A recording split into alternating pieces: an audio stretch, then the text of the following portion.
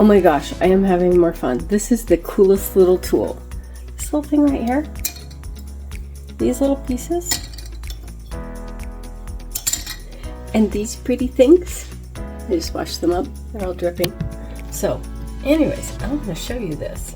So I have no idea where I got this little tool. So this, I guess, goes through here. No, it doesn't. It goes through. Okay, this is a good question. That's the thing, trying to get it back together after you've used it. So, anyways, it's this cute little thing. Is that the cutest little thing? No idea where I got it.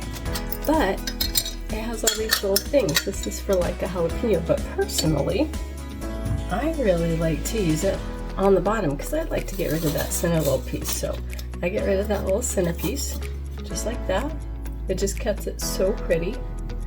And then you have this sharp little thing where you do the center,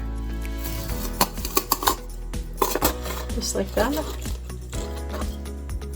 and it just comes out. And guess what? Just like that.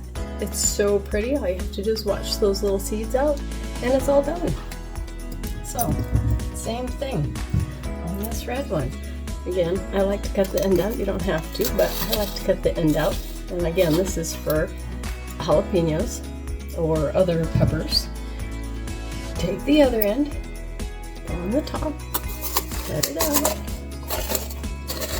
and just like that, it's all done. And you just have to get those center seeds out. That is so slick. Okay, one more, just because it's so fun. Do this. Just spin it around. Comes right out. It's all clean. And then I do the same with the bottom one. And then if you want to fill them, obviously you wouldn't put the hole in the bottom. I usually cut them in half because I like halves when I'm making stuffed peppers, or if I'm going to slice them up to eat them, or if I just want to eat them. So, super fun.